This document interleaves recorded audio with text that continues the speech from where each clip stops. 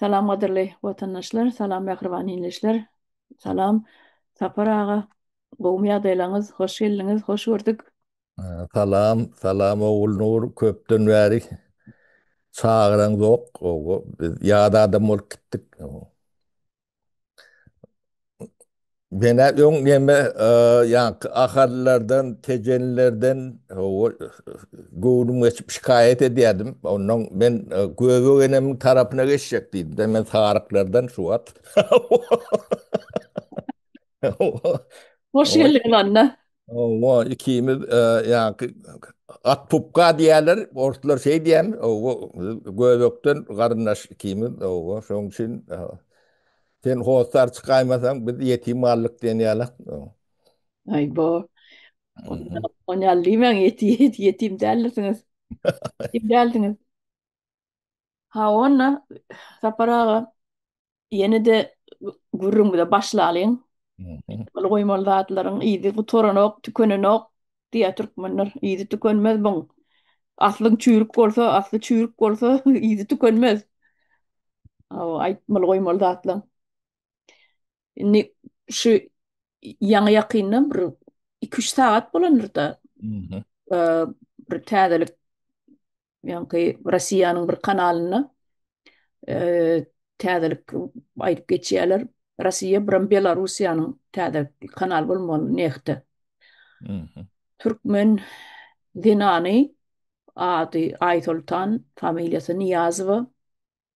Ýokşol Niýazow bilen nimäniň Gurbanyň döwrüne bankda işläp gaýdan şol aýal barada ýa-ni ekstradisiýa etmeklerini haýyş edip Türkmenistan Interpola ýüztýär. Şonu ekstradisiýa etmek üçin inni onuň baryp ýurtdan çykanyna 20 ýyl töwereg bolandyr. Men pikirimçe ýöne onuň ýam meniň bilýän adyma oturup çykmadyk ýeri ýok mukaddiýen türmelerde. O taýda bir tutulýar, bu taýda bir tutulýar, onuň gören güni, onuň gören jepalary, jebirleri, mene dil bilen aýdyp bir nime dip bolmaly mukaddiýen, gürrüň berip bolmaly mukaddiýen. Ondan şey dip ýaşanan, bul bir ýaşadygam däl. Dogrusyny aýtsam, o ýaşadygam däl. 5 gün azatlykda bolsa, 15 güni türmede. Onam son kommentariýalaryny okap gördüm. Ay onuň kakasynam şol gyzy üçin türmäge basypdyrlar diýip ýalan sözleýärler, näme diýärler. Ol erteki, ol hakykatdan ham pul ogursy, ogurlap gidipdir plança milyon eýle beýle şoň ýazatlar kommentariýa ýazylýar. Sen şu döwürde şoň bile bilişlemedik bolsaň, ýa-şo döwürde ýaşamadyk bolsaň Türkmenistanda. Ýaşanan bolsaň 10-15 ýaşyl çagasyň, on gaýdana da 20 ýyldan ada däldir. Onuň Türkmenistandan çykyp gaçyp gaýdanyna. Ýöne bir berde bir tanışlarımın birinin karnaşı bolup çykdy. Yani. Toraşdyrdım, ýetirdim bolyn. Tanaýanymy diýip bolyn, ha o garnaşlary bolup çykdy. Şol döwürde gaýgysyz Atabaýew döwürlerine Muhammed Atabaýewa, gaýgysyz Atabaýewa, Muhammed Geldiýew ana şu döwürlerde ýaşan ýa-ni kakasynyň kakasy bolýar, atasy bolýar. Şol adam Niýazow ady familiýasy ýadyma düşenok häzir. Niyaz, adı Niyaz olmalı. Şol hawa Niýazow bolmaly onda. Şol Niýazow şoň ýaly bir ady bar ol adamyň. Onuň suratyny men tap bilsem görkedeýin häzir. Ekrana da goýup bolardy bolyn. Ýöne şol ýaşulyny iýerleýärler şo döwürlerde. Gaýgysa Atabaýew tutulup ýanyna ýanky bile ýan ýollaşyp olam Atabaýew familiýasy onuň ady Muhammed bolmaly. Şol ikisi asnabaçylar birinji düýbüni gurujylar Türkmenistan döwletiniň hem ýanky alfabeti elipbetiniň hem bütün Türkmen milletiniň gözüni açan adamlar şolar. Emma şolary 37-nji ýylda Stalin döwrüne şol bir neme döwürde sürgün edip başladylar hemmeleri. Iň aýdyň adamlary sürgün edip ýa-ni atyp berip şolar ýaly ejir çekdirdiler de türkmenler şey edip gyrdylar. Diňe türkmen hem däl şol Sowet Soýuzyna goşulan döwletler şo döwürdäki respublikalaryň hemmesi şonu başyndan geçirdi. Onuň inni şo ýaşulym şo döwürde neme ekeni şo halkyň gözüni açyp halky aýdyňlyga çykaran adamlaryň biri eken Gaýos Atabaýew dagy ýaly. Aktiw gatnaşýan eken köp çärelere. Ondan şoň ýaly öňe çykyp berenleri näme diýerler giýje grup bas edip üstüne basyp öýünden alyp gidip soňam gördümem ýok, billimem ýok. Şo bir gelip äki diýerler şey diýem adamlar ýitirme diýerler. Inni şol Gaýos Atabaýewiň iki tane oglu var. İkisem bekiz bolmaly. Atlary Rus atlary, ýöne familiýalar Atabaýew. İkisem orsetde ýaşaýan ekeni, ikisem universitede oturan, biri medisina ilmlaryň doktory, beýlekisi ýalňyşmasam men taýýarlyk görmedim ýöne bir wagt okan adam aýdyp berjek bolýarmy? O yo adatlıkta da çıkışam etti bir Şolaň birisi ýaşy gartaşan eksem teyze 90'a ýeten ýöne şolaň birisi ýok bolan birisi hem diri. Şol ýadan memuarlaryna ýazyp giden gol ýazmalaryna, günneliklerine aýdýan ady giýje alyp gitdiler diýe kakamy. Şonuň soň görmedik diýe ýöne türmede şu oturan döwürlerini urulup ýenjilen nemelerini hemmeden aýryp berýär şo taýda. Integam onun ýadan datlary kendir ýöne näme üçin biziň habarymyz ýok. Näşe biziň jurnalistlerimiz aýdyllar, biziň jurnalistlerimiz gidip şolardan ölmäkäler interwýu almalylar. Dogrydymy? Halk üçin, watan üçin, Türkmenistan döwleti üçin işleýän bolsaň, jurnalist diýip özüňe matlanýar, ýa-da ne şolaň işi şol. Şonu etmeli şol adam ölmäkä interwýu almaly. Ýa gol ýazmalary bardyr. Atabaýew barada, kakasy barada. Ya yoğulanım olsa nemesi vardır. Yine men size görkedeýin ştaýdan tapdym suratyny ine. Şu adamyň agtygy şunky tutuldy diýilýän. Gyýy. Awa. Şo gyýy, şoň agtygy, şunuň oglunyň gyýy bolýar. Indi ol aýal Aýsultan diýilýän näçe ýaşlaryna bardyr? 60'a ýetendir. Ya o şol diýýär döwrüne bankda işlän bolsa bu wagt ýa şey arkaya gitmeli, geçmeli. Indi şu kakalaryny gyýdy üçin türmäge basypdyrlar, o taýda öldürilipdir. Şol Niýazow ady, kakasynyň adyny bilemok, ýöne familiýasy oňam Niýazow. Soň şu ýanky atalary bar. Şu tutulandan soň tutulýa gurup ýenjip näçe günnäp bir aýmy näme saklaýarlar türmede. Ýanky Atabaýew tutulan döwürleri. Bunam gurup ýenjip şu aýtdyrjak bolup bir zatlaryny şey dip saklaýarlar. Gelipdir gelmesine soň näçe aý oturup çykany bilemok. Ýöne inni şu detalny zatlary bir wagt gurun berdiler boýun men onuň näçe ýyl geçdi ýatdan çykdy ýa-da. Onuň şonuna öýüne gelenden soň ölýäbi. Şo urulup ýenjilenden soň öýüne gelenden soň öýle türmeden göýüp berýärler. Gelenden soň näçe günden soň ölýär şol adam. Ondan soň buň ýanky oglu bar, Aýsultan diýilýäniň kakasy bolýar da. Onam gyýdy üçin tutupdyrlar, türmäge basypdyrlar, taýda da onam öldüripdirler. Ol hakyky ýöne. Olda hakyky kommentariýalar okudum moýun ýalan bu zatlar diýip ýazýar biri. Edir şo döwürde ýödi bar ýaly, edir şo döwürde bularam tanaýan ýaly diýip ýazýarlar da. Açaçan ýazýarlar özüm. Bul ýalan, bul özüniň Aýsultanyň edip beren ertekleri, ýa ssenariýalary diýip özü ssenariýa ýazýan ýaly. Şo diýjek bolýan adam kakalarynyň öldürileni çyn. Türmede. Gyýdy üçin saklaýarlar türmede, gyýdyr gelenok kakasyny öldürýärler. Türmänem özüňiz bilýäňiz. Men aýdyp oturmaýyn. Türkmeniň hemmesi bilýär türmäň içiniň nähiliğini Türkmenistanyň. Pençtaýyk bir diri aýajyň bilen ýörap bardyňmy? Ýydyňa sen ýanky jesediň berseler ne ýaşy? Jesediňe beren oklar. Ine bu demokratik döwlet diýilýär. Ja. Türkmenistan demokratik döwlet diýip atlanýar ýa özüni. Konstitusiýasyna da şo ýazylgy. Türkmenistan demokratik respublika diýip. Hanini bu demokratiýa geçeliň. Aparaga. Böyle. Niyeme? Ben bu ibarada eşittim, bir onu tanamok. O bizim dövrümüzde bilmedim işledi diýerler olun. Ben bank işgärleriniň köpsüne tanıyadım. Ben personalini tanamok. Yönü. Ön Slovakya'da ya Çekslovakya'da bir yerlerde tutulan nemeti bir 5-10 yıllıkta olmalı. Şoları alak eşittik o medyada. Şunku gurrun veriyen demelerini dinledim. Yankı Türkmenistan iş edip gözleyen olsa. Bu gözleyen adamla 99%'i o 1% yanlış bilir. O asaletli. Başkalarının çağalar olmalı.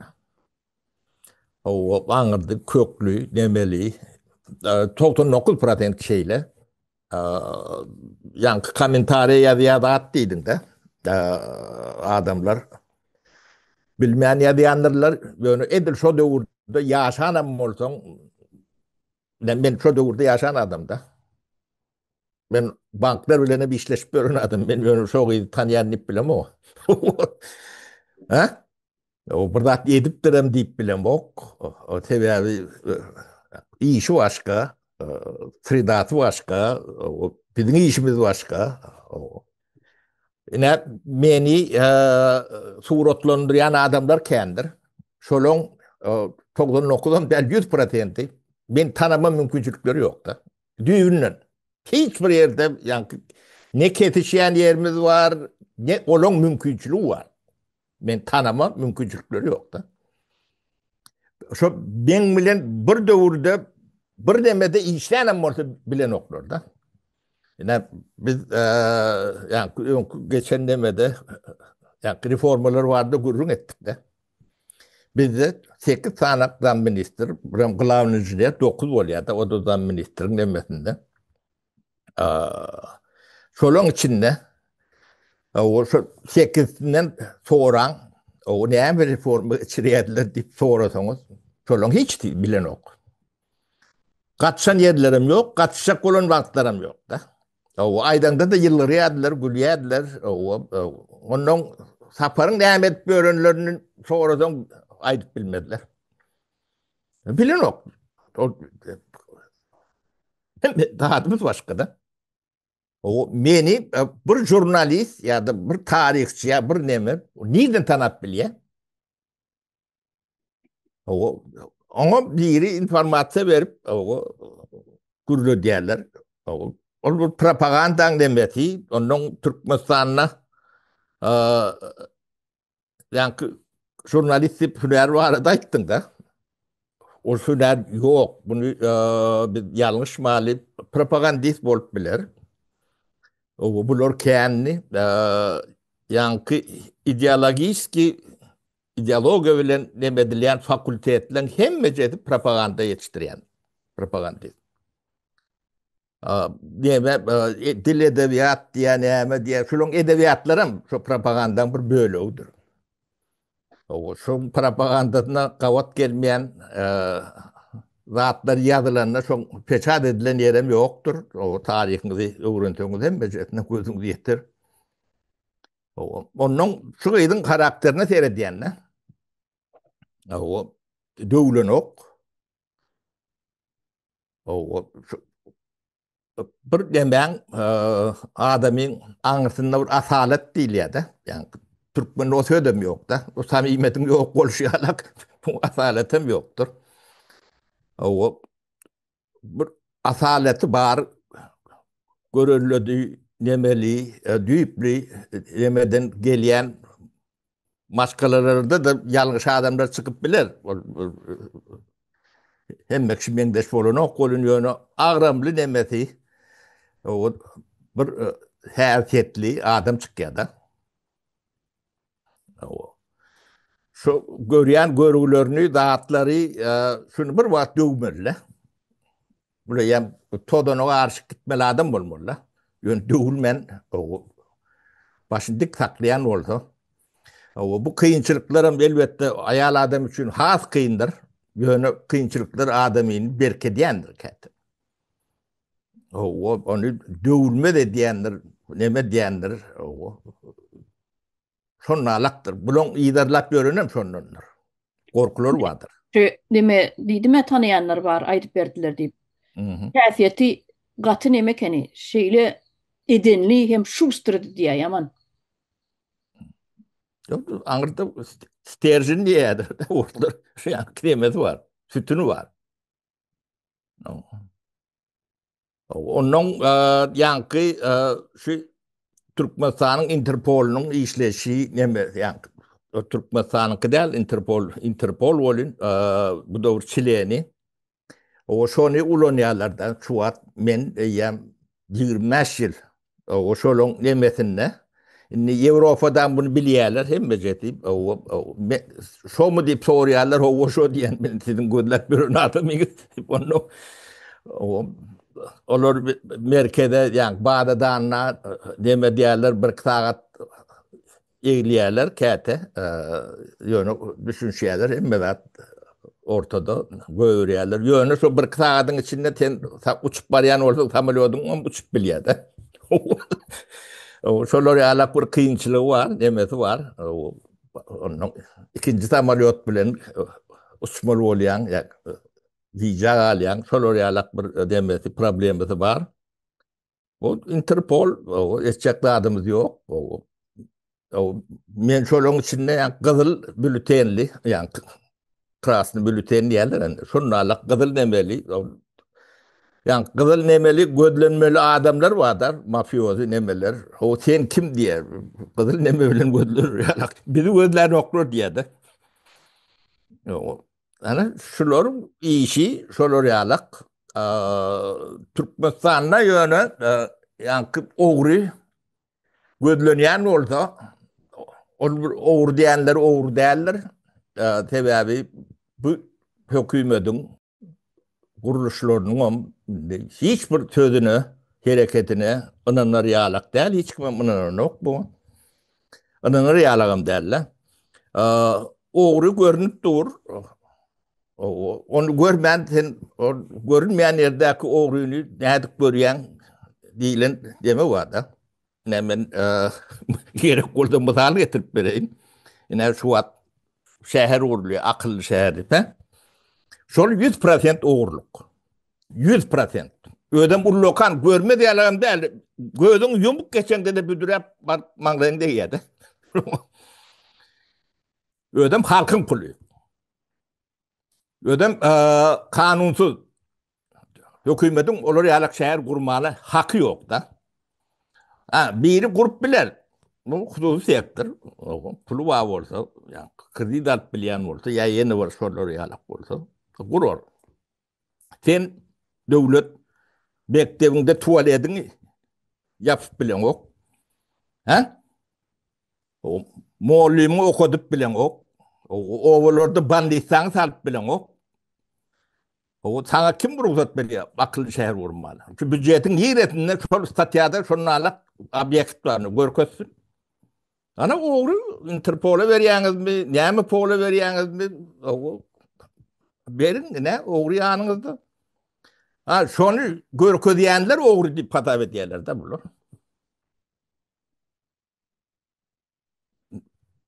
O gıyd arada näme şol, bizde näme kömek gerek bolsa biz başardığımızdan elimizden geleni ayamazığımızı aydaly gıdıklanıp görürüz bu Polşada näme bolup geçýär.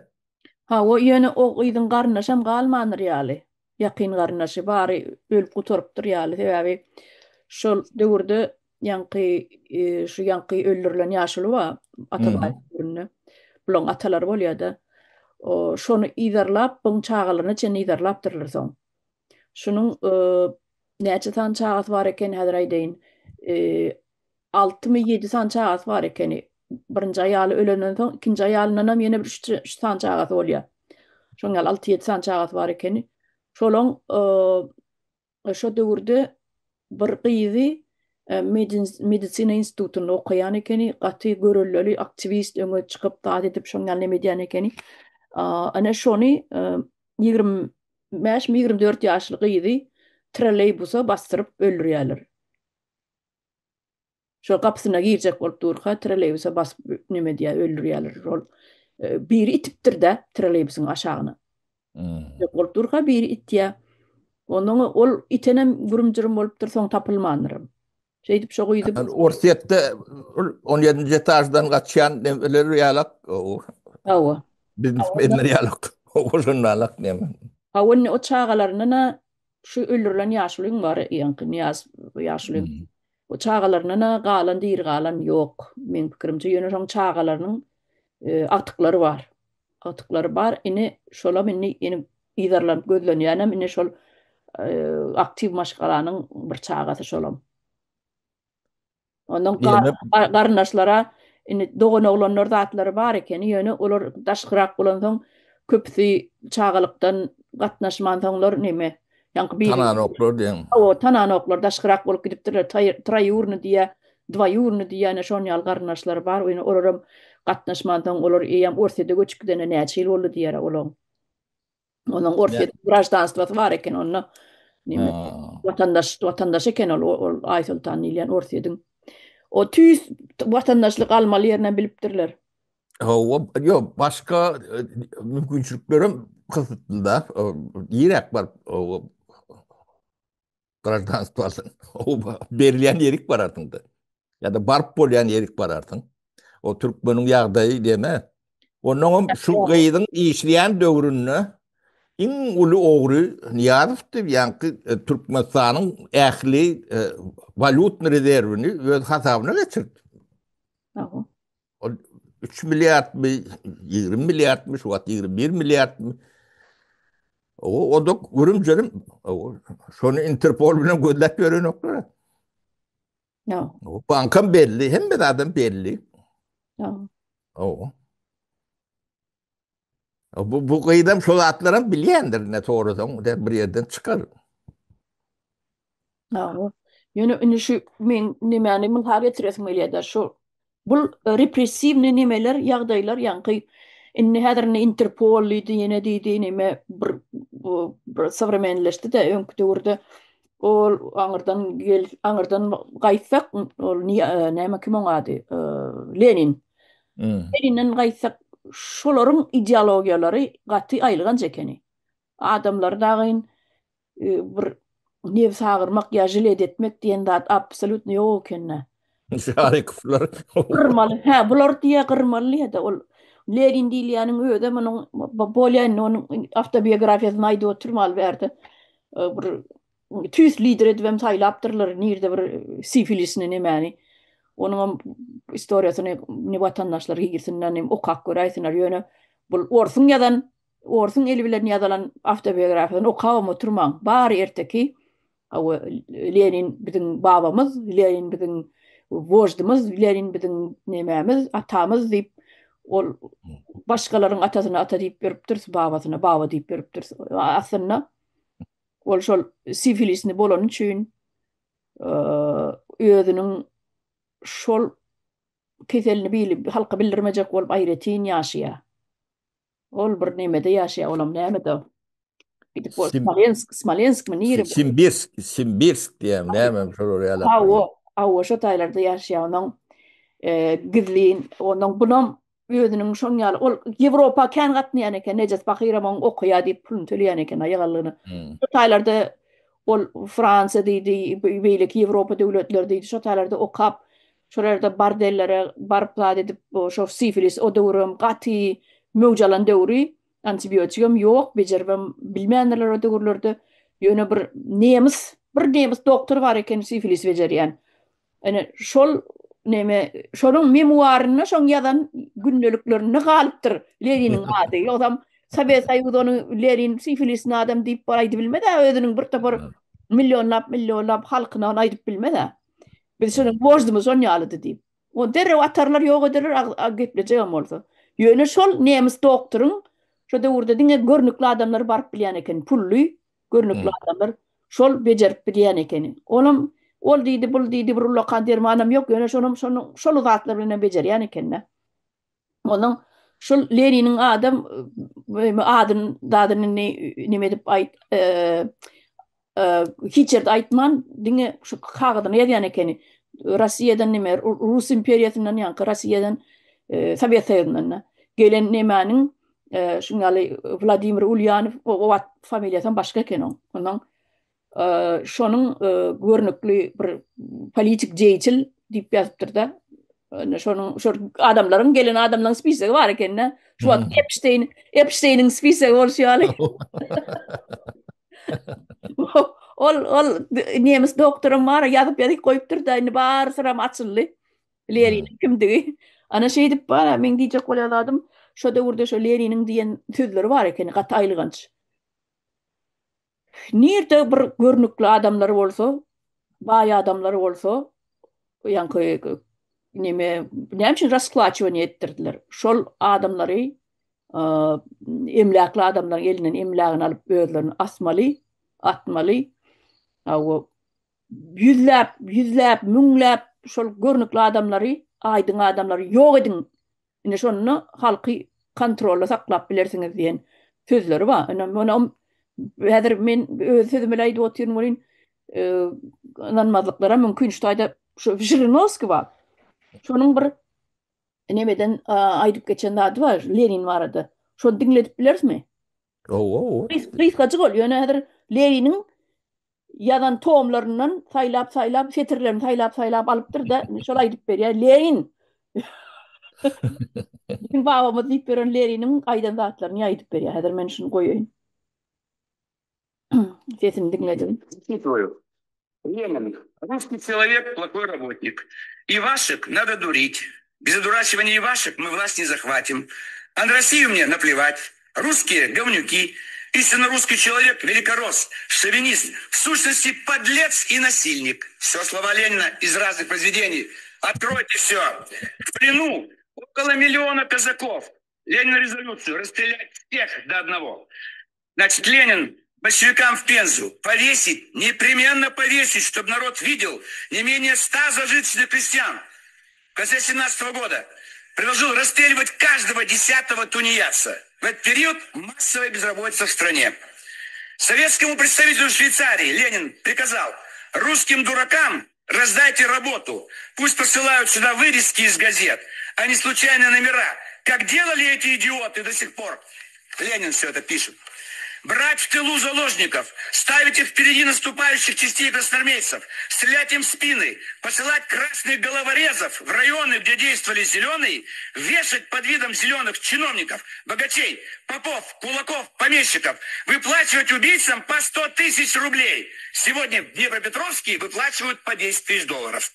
Россия – тюрьма народов. Это теперь Маркс Женис. Московия была воспитана и выросла в ужасной и гнусной школе монгольского рабства. Это Маркс и Энгельс, памятники стоят рядом. Московия продолжала играть свою традиционную роль раба, ставшего господином. Чтобы стать господином над монголами, Московия должна была татаризоваться. А чтобы стать господином над Западом, она должна цивилизоваться, оставаясь рабом. Ненависть к русским была и продолжает еще быть у немцев их первой революционной страстью. Только при помощи самого решительного терроризма против этих славянских народов можем им совместно с поляками и мадьярами оградить революцию от опасности. Мы знаем теперь, где сконцентрированы враги революции: в России и в славянских областях Австрии. Беспощадная борьба не на жизнь, смерть со славянством, предающим революцию, борьба на уничтожение – это вас. И беспощадный террор – это против вас. Это классики марксизма-ленинизма. Зачитываю. Ленин. Ne? Hani O biz deyse kınanmayalar. Ha? bir diysek kazanmazdılar. Bular neme yangra otur iki tane neme özünün nemesinden bilen ok aytacaklar dil Hı. diýeni kulakları işten ok diýip bizi tankitlarlar agdy boş nemelemez kenne. Hı. İşsizlemez. Diýjek bolan adam ne kulakları bilen eşdendirler özleri diýen zatlaryny. O ödem Lenin ýazyp gidipdir buni. O neme oğlunur biz kararsızlığa çıktık deyip o ayınmaydı tanıt edip demedip diyoruz. Onun hiç üyütken rahat yok. Şoğuna senli yok da. Şu at üyütködüm kendi ben bilem ya yaşlı edecek olup ya burada edecek olup demettik olun. Ne Interpol'a girdik de bilem. Interpol'un öyle törlüğün biri. O diyemem. Yani biz bir käbir zatları doğru düşünmemiz gerek. Onu katı ağzı olsa da yüzleşmeli. Gidecek yerimiz yok. Yani biz niyada bir şey yani yamanliyat, nemediyat, Berdi Muhammedov nemediyat bolin yönü biz bir millet şolur yalak cahili, cahilleyin. Onu cahilin nemediğini düşündürür sonunun da o soğutsuz, ahlaksız adamları başımıza tercih edip bilen olsak o niyazı bu nekar değil biz toplum bu nekar. Kol tanıtacak olup görse. O, o toplum onun içinde o yarancağım tapılar kezavam beylektem tapılar olun yönü hintonu o bir millet olması için bu zatları felcerip bilme demesine yetmeliler. Ondan sonra o millet bolsa ondan sonra bolup bolýar ekeni. Onu ýerinde seyredip akyllanýan ýalak bolun ýöne şu adam bir görýän zatlanmaz. Bara kendilerinin ýöne yani bazı bilgiler doğru yeterlikli bolman soň ben ubiditil yani ketkin bir inançlı aydıp bilen ok da. Tebi yani bir daha da dayanıp aytmadılar. Yönü aydanın bilen o yani anan yani yok. O ya elbet yani o yerin bilen on bir etatlandırmalar. Yönü partinin de işgär misal üçün de şu at kakılımız şoň cahil boljagyny hiç zatdan kompetensiýasynyň bolmajagyny şu at düşünýär arkaýna. Ben arkayını düşünýänler. Şu adam ýöne azda kendi düşünýär bolýan şeýle bolmaly kandiýatda. Görün dadymyz derler. Ýanky Sovet sistemasy ýalak sistemada o bular ýalak partini işgärler. Akıllı olsun, samsyk bolsun tapawdy ýok. Ol mexanizm işläp durda. O şu zatlar bilmeseňem o taýda çenen gowrak işlese rahat işlep bolýar da. O ýöne biz garaşlyga çykamyz soň ýani sistema o ýykylan sistemany üýtgöt böl biz şoňa düşünýärdik üýtgöt bölüňi. O şu wada çendi Türkmenistanyň yani Jirinovskiň aýdýan demeleri var, Lenin var da ya sistemi var da aýdýan demelerin hemmece de şu wada çendi dowam edip gelýär. O şu wada çendi dowam edip gelýän bolsa sen o garaşlyga çykanyň o vapros ulu soru alamatı. Yani şunu bir aydan olsak inanmazdır olur. O kitapta yazılanan olsa yazılı diýsem bizim sözümüz bilen o inanmaly derler Türkmenin ýagdaýy şeýle. Ýeke Türkmenim del yani cehaletin diýmeti hemme ýerde meňde şekendim. Yani bunu diňe Türkmene ýazyp görmelem dämi kendiýen. Ve değerliğini babamız etmek için, o niyaz atamız etmek için, o Bu bir arkadağı etme için o ne derecede ne hile propaganda resursu gerek ha? Yani jurnalist diyenler demeti işi şolong miyveti şular hem beceti.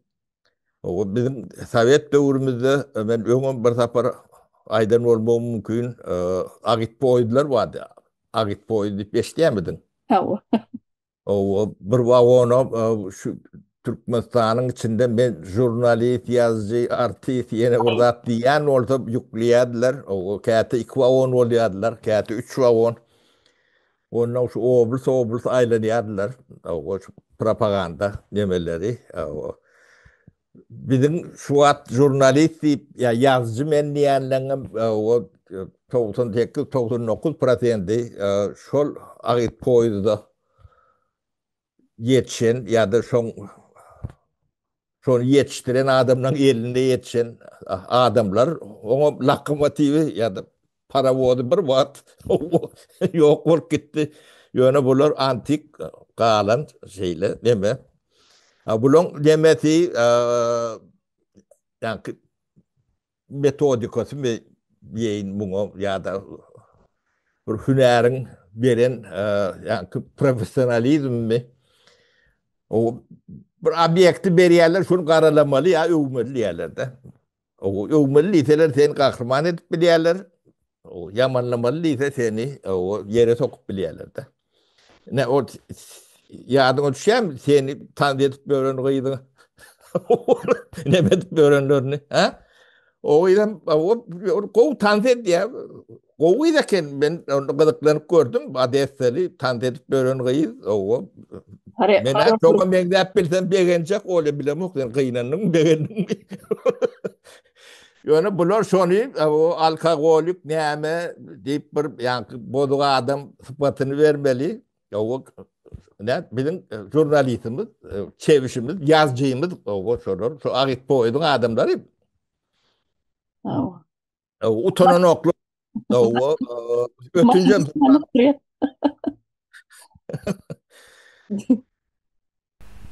Şimdi benim bu tayda bir kısan zat görkezmekçi de geçen keşfettik ne 30 yılların Ermeni jurnalist o yazıcı deyip gören adamın aslında hakiki nemesi o düğünden başka şonu bir göreli hazır öz nemesinden web sayfasından göreli hatta biz onu ondan sonra o bu ildeşimizin sesini hava düz ediptirler şu an açayan yani ildeşlere şu tayda o bir ses var onu bir dinleyin baba ondan sonra size şu sesin hakiki nemesini açıp vermekçi arkasında kim var aslında bu sesin yani jurnalist diyen adam o ne için bunu eder diyen o soru döre diye adamın kellesinde açıp vereyim onu. Ey siz yalan Türkmenler, taşar yurtta entes beren, bir döwüm şerek diýip, siz bir nady bilip goýun. Türkmenistan diňe hakyky türkmenleriň ýurdy. Sizinki däl, bek gelen. Biz sizi Covid ýokada ýyňyza getirmek niýetimiz ýokdy. Inne tügüleme gurdum. Maildeşler, şu ses var, üýtgedilen ve tizleştirilen bir ses. O ses, kimiň sesidir diýip pikir edýäňiz? Ona hazır hakikisini ama o dinledeli ondan sonra onun üstüne gurrun edeli biraz progresif ve konstruktif olsun etçek gurrun deşliğimiz. Ey siz yalan Türkmenler, taşar yurtta entes beren, bir döwüm şerek diýip, siz bir nady bilip goýun. Türkmenistan diňe hakyky türkmenleriň ýurdy. Sizinki däl, bek gelen. Biz sizi Covid ýokada ýyňyza getirmek niýetimiz ýokdy. Inne Umuman yine dinlediniz. O 70 yaşındaky jurnalist diýilen adam näme üçin öz sesini üýtgedip habar edýär? O näme sebeple? Ondan soň o şo taýda ulanýan o nemesine bir üns berseňiz. Terminologiya. O terminologiyası var, sonra ehemi var yani. Kurban ulynyň dilinden halka o söýgün yani ýaly bir nemesi var. Siz maliyalak bolup diye. Akvel sapar başka adamlara ulanmağa gowy görýär. Aslında öz etmeye hazır soňky döwürlerde özüniň köpräk çykmagynyň sebebi baş döwründe adamlaryň galmaýanlygy bolup biler. Prakol bolu diýsene. Prakol diýilýär ona. Ine Zarina gyzymyzmy, gelinimizin gyzymyzmy. Onuň hem azrak we dünýä garaýşy darrak bolmaly, görüp bilmeýän bolmaly gelýän howpy. Ýöne bunyň bir formaty bar da. Bu formatyna ine şu ýanky çawuşyň formatyna meňzeýär. Öwredýän bolmaly. Ulanýar da, garaz şunuň ýaly adamlar ulanmasaň başga kimi ulanjak diýen ýaly. Bir neme bar bu taýda. Ýagdaý bar. Kemine o ýerde bir zat bada akıllı adam ulanıp bilmeýär. Akıllı adam özüni ulanyrmaýar. Çavuş diýilýänlere. Diňe şolar ýalylar ulanmak galýada. Şatlyk diýä, ýanky gyzba ne adım tutup oturjak däl, men inden eýle adım tutjak däl. Ne şu ýaly o intellekt takyna gürüň edýän adam mene ýazýan nemelerini görýän bolyn. Bir sözlemini 77 sany ýalňyş bar. Hem ors dilini hem türkmen dilini näçe klas okuduk diýen ýönede intellektual hakynda, intellekt takyna gürüň edýär da. Şonda bir hili geňrak gördüm. Şuna çenden bar, o iki tarafta da var. Öyle şu bir poýudyň adamlary o tarafta da var, bu tarafta da var da. Onun ýanky rejimi meşru diýilýär da türkçe. Bir resmi deme getirme üçin, legal ýagdaýa getirme üçin o çalışýarlar da. Bulan ýöňüne goýulan mesele şol. Agent mi däme o zatlar bilen biziň işimiz ýok. Siz ýaly agentden agentten bolmaýar. Onu demek böyle. Ön tarihini bilýän adam bulan näme işleýänini bilýär da. Yani funksiyonlarynyň nämedigini ýerine ýetirýän nemelerini. Şimdi şu adam buro çykynty ýagdaýda da sebäp teknologiýa ösdi. Bu mass mediany 100% ýapyp bilen oklar da.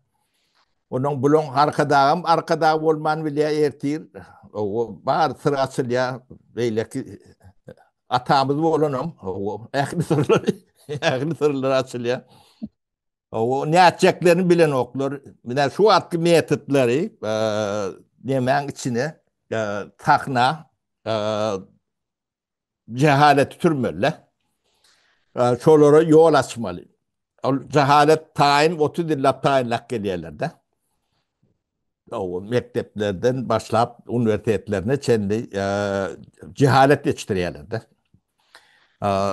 Tevavi niýazy türkmen maşy edip bilýän bir jemgyýet aşağına şonu edip bilme, yani dile getirip bilmesi için bir yani cemiyetin kaymağı değil ya da yani sesi ya da tribunosu şonu şu taydaki adamları yetiştiren o bilim demesi var da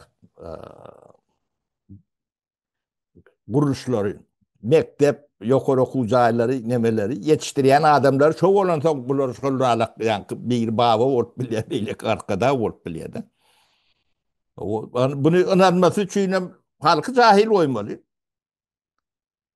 Onu ettiler 30 ýyllap. Şimdi şolun öňüne açarlar. Ýöne yani akıllı başlı, asaletli bir adam ortaya çıksa olary gadagan. Olary asarlar, basarlar. Böyle yani şu terediyen de onun için parnodundan başka hem medadı var da. Öyle hem yani kanun naşı. O hayatına cinayet bildiri vermeli. Yani olur serbest. O kemine yalak. O akıllı başlı, bilimli, ilimli adamlar yasak. Yani cinayetçi. Interpol'un ödülüp böyle. Onun bu rejimler ne edip yaşamalı? Halkı korkutup yaşamalı. Korkuyla şu internet kıyınlaştırdı. Şimdi şu cahiller sürürler, onun bularım şolordan niye? Ne, o bir de şeydik korku diyorlar da. Bu da şolordan niye? O yadında düşüyor mi diye, bir yere diye tant edip diyordu diye, kenarda el demeli, rüm kolu, ne mi deyip, Kim aydı? bularım Kim aydı onu? halkın kelletine doğru yiyen. Ha, Düşünüyor musun? ha, boluptur. Ha, o düşündüm. Bular sol yemeğini yani halkın ağına bir atırsaatını ve kadar yalak etmeli. Hmm. Bunu yankı neyme Türkler kovat koyup dururlar. İtibar suikastı diye de yani bir adam ini yamanlamak nemetmek için yani avraydan düşürmek için edilen datlardı. Hmm. Onun men agent değil, men plan değil diymesine gereğim yok. Onun ediyen işlerine düşünen adam için bulun ben emetneme de. Onun şu sahna çıkarıyorlar görüntü ne şu tövüşüp yani emet börenler vardır. Ben Afganistan'ya men emet pembesinde şöyle sahna çıkarıyandırlar. Ha, Bizi çıkarayan ne alırlar? ha, He? ha, Olmasa tanan oklarım dedi. ha. Bilen oklarım ben. Onu ediyen de adımız var da gururuma mediyenlerdirler. Bu da atlar beni yani o 90'cı yılları ertiyede 90'cı yıllar biz bu da atlar edip gördük de. Sonra da halkın ünsünü başka yere çekerlerdi. Hmm. O arasında da şu may yoğun olsa may tapyalar da seni yani avraydan düşürme için bir halkı iyiliğine düşme diyalak ya da inanma diyalak etme için kelleğine de adına değil nokta. Ben ne bir sluçini aydıp vereyim. Yani Adatlık Radyosu'nda ertesi çıktı da. O, bir gün ben ministrim yok, otpuska gidiptir ya da komandirovka gidiptir. Bir 10 gün daha olmadı. Onun zampret var bizi kuruyor dediyen. Çoğru kulu baba kulüf diye. Zannetti gelliydi, sroşna. Hı hı. O işgal Sroşna diye. Sroşna vardım. O köşeden geçen yerinde. Vardım onun min başına dedi. Benim anktank kolum. Hmm. Onun bizim birinci ordinatörümüz vardı. Aliyev diyedir. Beşim Şarif Aliyev. Yani plada başına oturttular cevap veriyordu. O da yanına oturan kendi. Ona galleydi sen. Bana da maşine minliydi. Al gitti. Köşke taraf. Futbolcu diyedik rovatlar. Tıkancağını. O girdik bile. Girdik golün eyyem televizörler dağıtlar. O bir daha alıp dur. Diyaz vanırdan kıyırıp dur. O bir de yuvaşlık bilen şey deyip oturttular demedi. Golün o hocalık ministerliğinden kim vadiydi? Yani gündem geçen yok. Onun eylemi seyretmenin hoş adam yok. Onun turdum. Molin şu tayda onun kanterde başladı. O yumurtkan ne açı? Ne için yumurtkan var mı? Diyeme deyip o bir tütlük genç zatlar. O tarım ne açı? Onu yung ne? Benim o zatlara cevabım verim. Yok cevap vermeli adamı koydu. Yani çarşı Alif olmalı. O Hmm. halledin sen. Onun sol ne? Yani ekranda biz soğatlar reforma geçirtmiyorduk. Allah'ından yani yer su reformasını. O mülkiyet demetini hususi eğiçiliğe yani yer hususi eğiçiliğe geçirtmiyorduk da.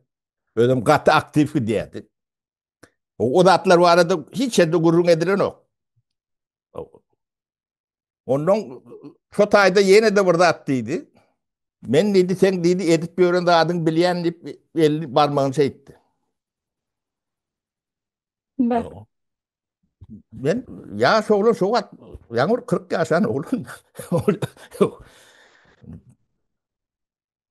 Onu kesim çıkarman oturuyor. O gürlemeler yerlerde. O gürleceğim oradan biri katılımından çekip oturuyor. Cevap vermedi ya da. Yani senelerin hem mesesi tayinden değil mi? Ola Onun publika oynamanı uğrayadı. Publika. onun yani şu an televizyona veriyor bunu. Hmm. O televizyondan hem azatlık radyatı kıyırıp duruyor yem şunu. Çın mı yalan mı bildim. Anırtına yöresini yetmen. Yok, o bir adam ben tanıyan adam yok. Ben o yani yumurtaya cevap verem yok. Sarımsağına da cevap verem yok. Bazıları bilenin bir işim de yok. O men iqtisadiyeti cevap veren adam. Ona cevap veren adam yine koyuk kayıt. Hem bedat gürleştiren olmalı. O da öyle minister yok orada o neme za müşahede etmeli. O birinci orunbatar. Ben öyle prastoy orunbatardı. Ne yeme sororyalık bulun bar yemesi o şeydi işleyeler. Doğru. Yine taptım ol adamın adını.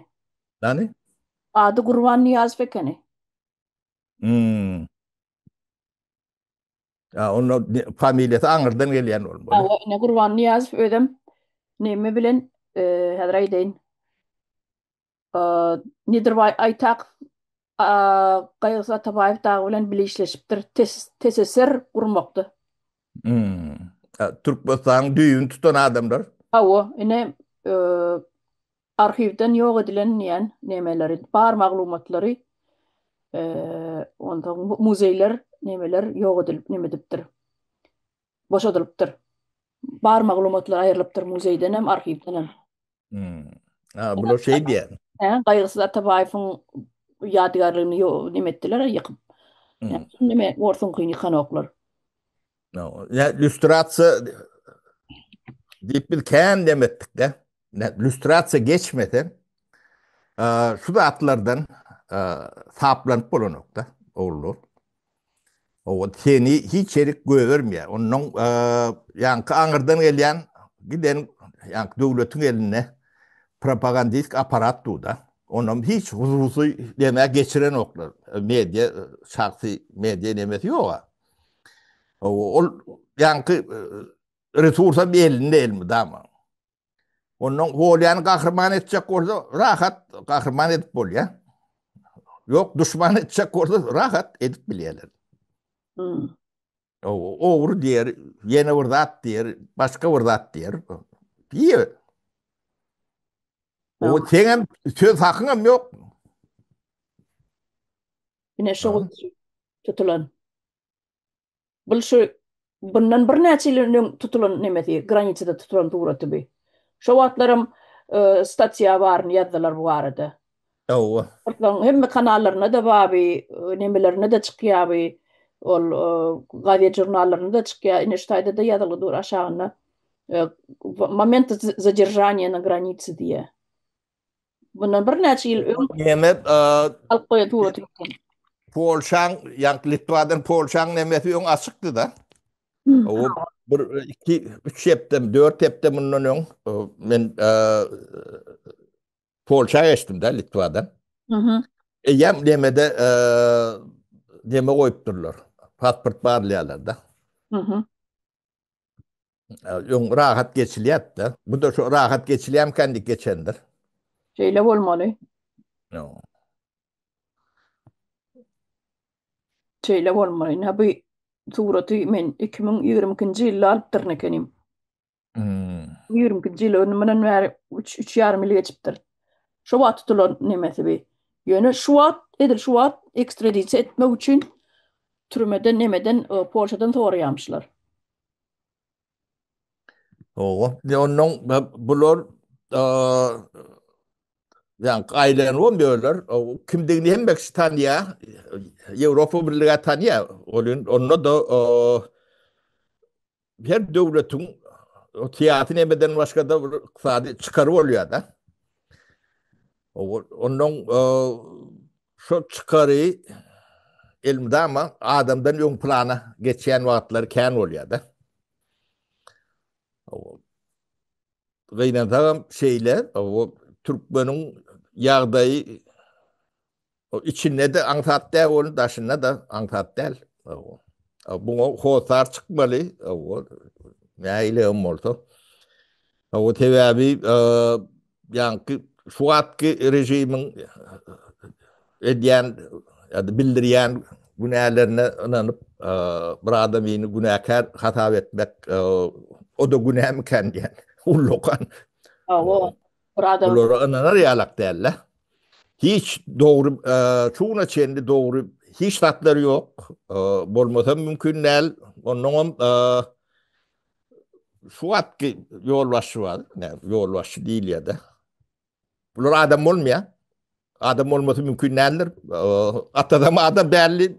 Oğlu ona da yeten nokta. O yeni de kayıtlar ama o da üç küçükler değil. Bunlar adam olmuyor. Adam olma mümkünçülükleri yok. Yani asaleti değil ya da şu asaleti yeten o. kıynan fagam şeyle. O pul bilen ya neme bilen Floryalak deme oluyor. Türkmenin demeti baktı çuvvedi şulurdan olunur. Kıynanırcı o yöne değişmeli. Değişmeyen yani şu sistema sizi yaşatmayalım da östürmeyelim demetmeyelim. Şu at halkın sonuna çıktı diyeceğim oluyor da. Onun tevaplarını ön kadar düşündürecek oldum. Şol yani mülkiyet demeti ortağa diye de oturmasa düşüncesi ağın aşağına oturmasa o da şahsi eyeçilik bilen bazı kıyadet bilen geliyor da. Biz özümüzü toparlap bilemiz da. O çok demeni kabul edilen bunun eyyem büyük göçlük başlayanlar. Hususi eyeçilik demedi. O bulunum kork yani şol halk bayi olsa bulur yani deneştire deyalak derler. O men özümü oturan yalak Berdi Muhammed bu ovası bilen terediğin bir kaptanını ben bir kaptanını minörüngde neyle olur ödeyen. O bir del ovası bilen. Alak o. Men öyle ovamız olur. Polin öyle ovası bilen. O yeke de hata edem. O ovası bilen. O taydan adam çıkmak mümkünçülüğü yok. Neyle kullanıldım? Onun demediyen devleti yönetmörünün bulur der. Kaptanını 4-5 sanak nemi var. Olur atlarına edem yok. Biliyet. Ne baştan bizi kattık o edip yani anlat bilirler. Onu şu propagandistten eden daha değil. Propaganda yani şu karşı işleyen yalan edilen bir işlep demedik buraya da. Ne şu vakti Türkiye'de kızıklı hadise gidip da.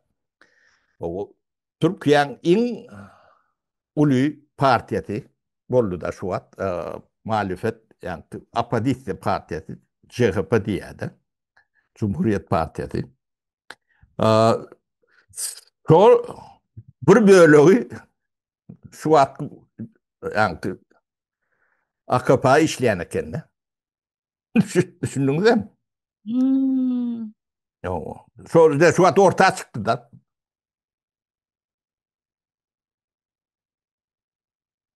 Be. O zaman 40 yıl, 30 yıl o karşı tarafa demet görün, değil mi? Şimdi şu an partiye yolu yiyirdi, onu taklap bu nokta. Onun içinden bölmeden gelecek de başa. Şunun bölme için içinden şu öyle adamlarını Sokup dururlar. yani 20-30 yıl laf işleyen kendine. Doğru, doğru. O ine bizim dememizde şolor yalak demeler ütköşüklat del. Bolmasa ne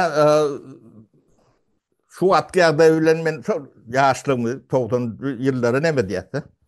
O bizim edip görün yani reformamız Türkmenistan'la bu kadınlar nevtinden de önemli de. O pul boyunca da önemli. Son yani tarihi nememiz düşünüp biz hemen kökümüze dönüyor. Hemen bilen o Anır'dan gelen ata baba tecrübelerimiz elimize geliyor da nemet yani mallarçılık, çarva atçılık, yani mal önümleri, önümçülük, onun yereyçiliği o şu gömlekleş gidiyor da o adamlar ütüyor.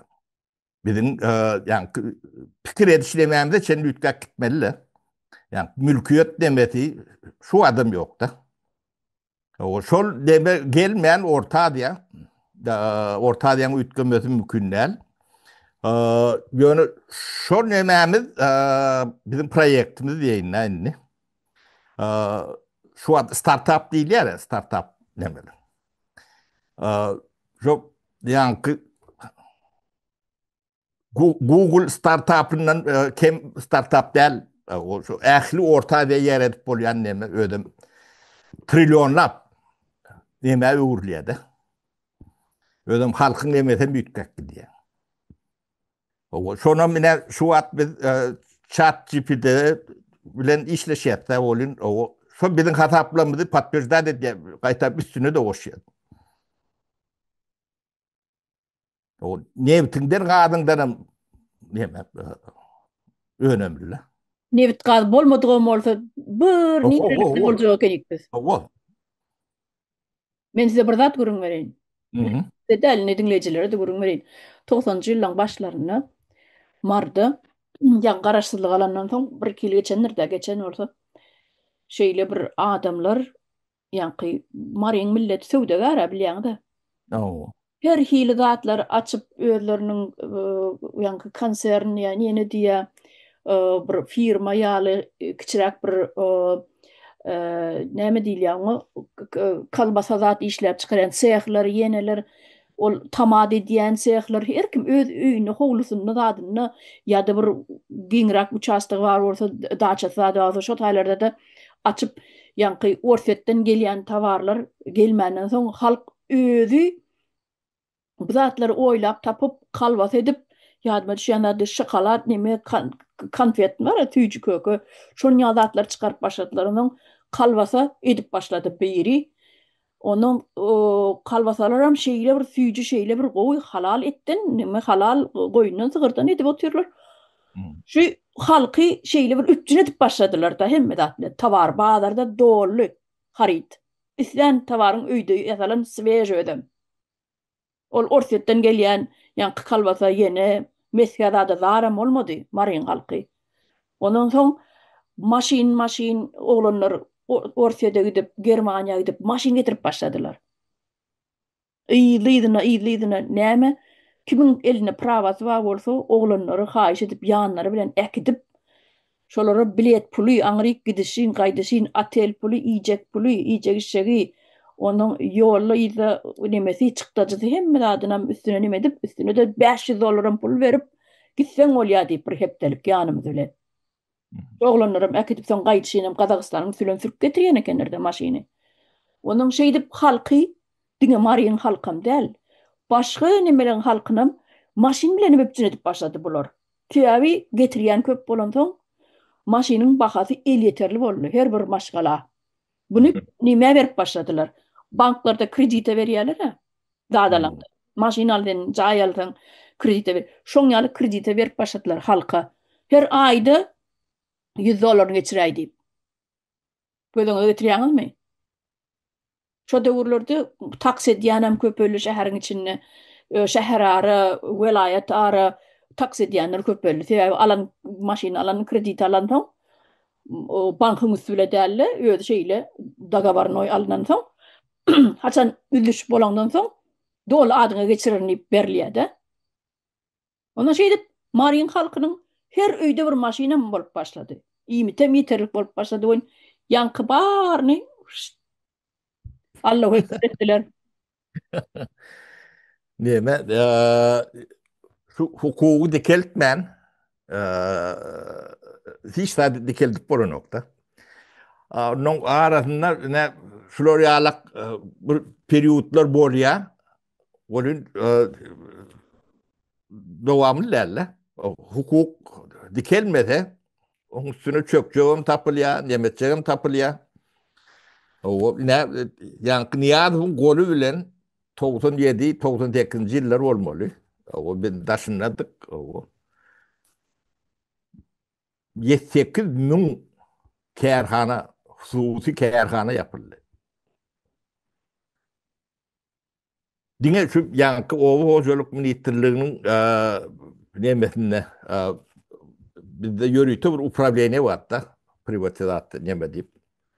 O küçük erhanalar nemeler bile nemediliyatta. O hatabını biliyor diyorduk. Onun dertleri, nemeleri ortada biz atçotlarını da atlarına o kabul etmesini, nemesini, kurumoçuluğunu diyorduk da. O solur, o katı kendi adı diyer. Ederdim. On hemmece 100% bir önümçülük yani neme değil, volüm yani son 30% bir önümçülük olanda da ulokanda attı. O hemen iş yeri. O iş yeri bilen Dört olar adam. yetişip bilmän işgär amalyadyr. Şu men diýen şu siyahtan açylýan döwürleri var. Tüýjü köke diýe, imit diýe, aňyr bäri diýe. Bular 90 näçinji ýylka, 5 mika, 94, 96 mı, şol aralyk bolmaly. Şol garaşlykdan soň, bir näçe ýyl geçen soň, men diýen zatdam. Ýöne şol maksimum 2000 geçen ýitdi, soň ýuwaş.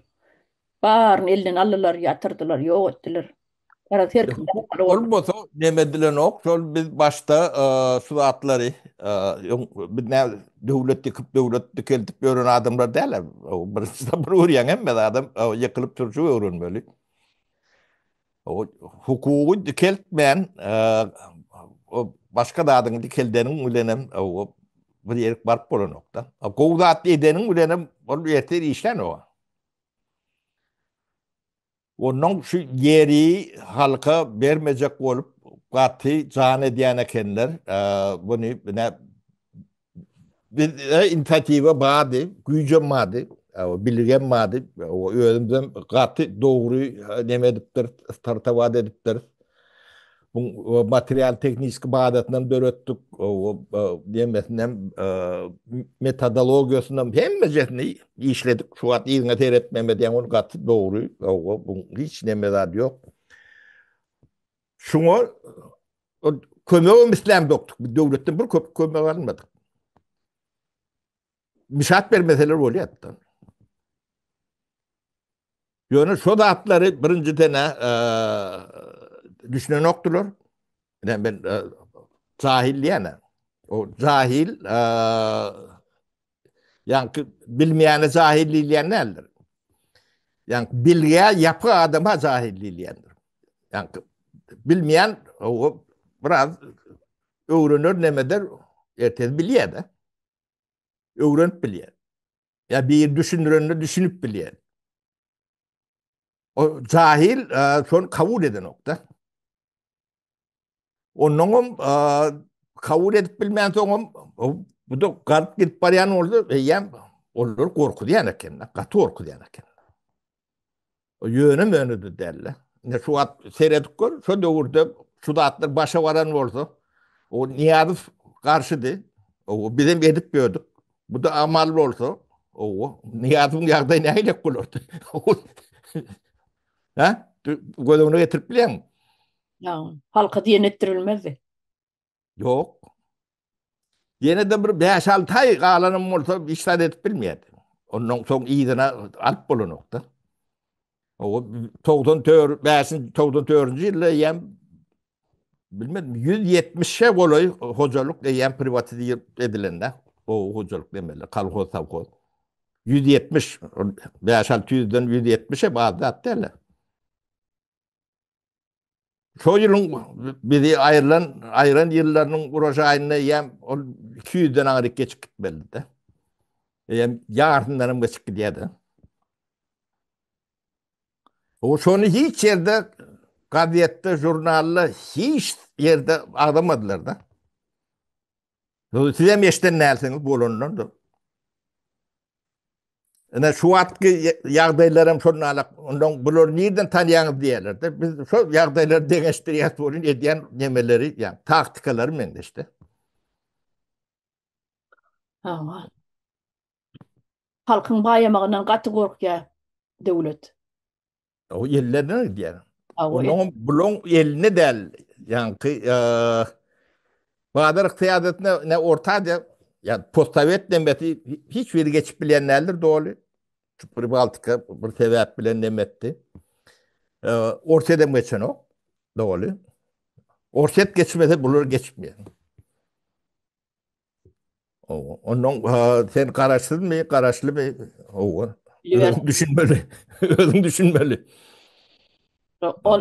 On, 16. ve 17. asırlarda neme yazmıştı şu 16. 17. asırlarda tacirler Fransa'da ulu bazarı var ekeni. Hı. Tacirlerin tüccar baylar tacirler şoların aylanışığı Fransa'nın o dögürkü Lidovicler var.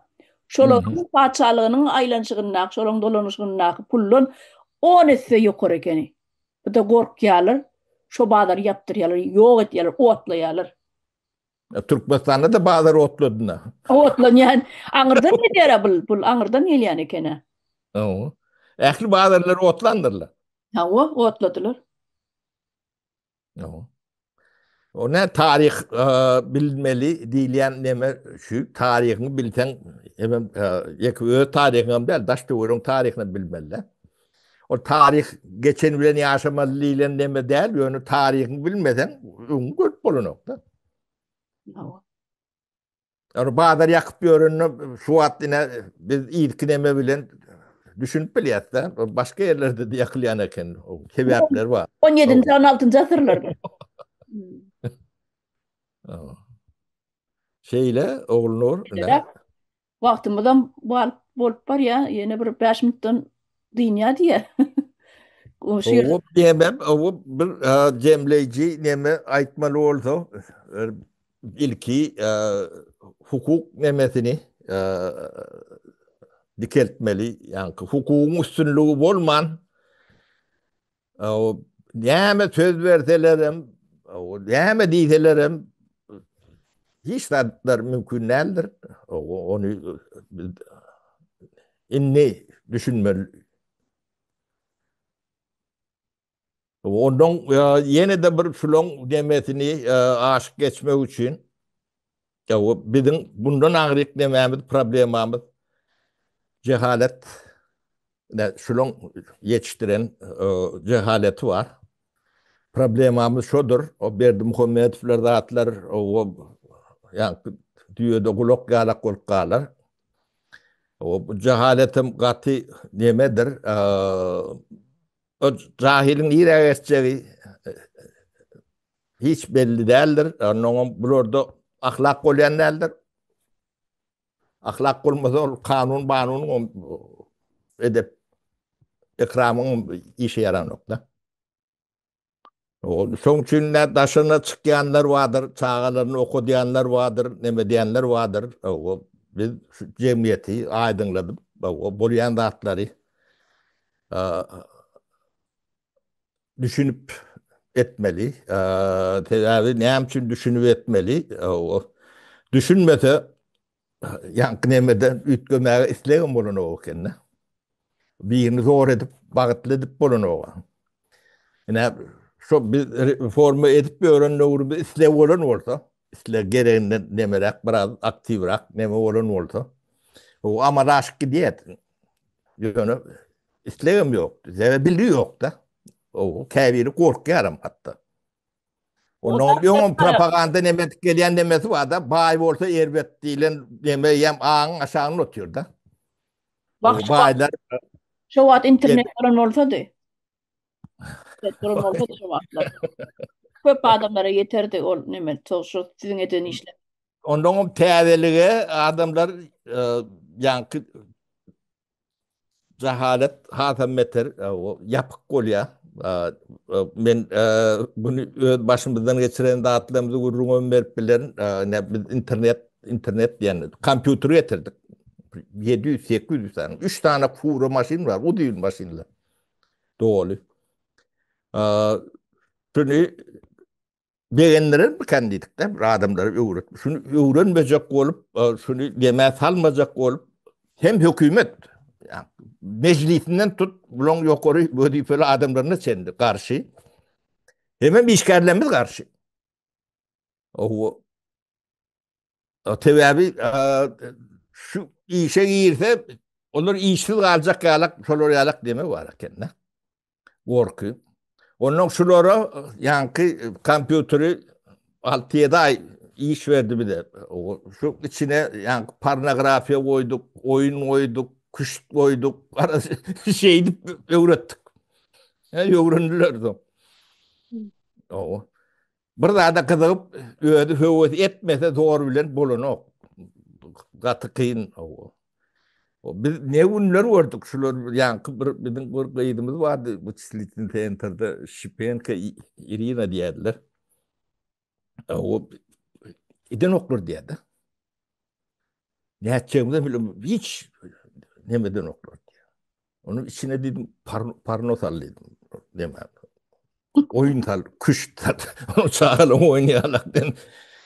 O değerli öğrendiler. Katı bakım. Ay berekella Safar Ha, sonra hala teadelik kıyınlık bilen iyi ya. Onu düşünmeli. Yani bu da atları aşıp bilir. Bu millet bir katı samsağım değil. Ne haylak deme görseler. Yani ödünü bilen öyle yerler. Ödümüzden tanımamız gerek. O kemmiden, artık yerimizden o bilmemiz gerek. Şungulen kuturayel oğlunun mene lokan başka. Böyle. Aytacak nemem vakti göre neme değil. O oğlunun taylarda kuturayeli ruhsat bolsa. Böyle ya anne. Oturalım. Sağ olun vatandaşlar. Ee, Sağlıkta görüşelim. Sağ olun, sağlıklı görüşelim. Yine duruşuruz.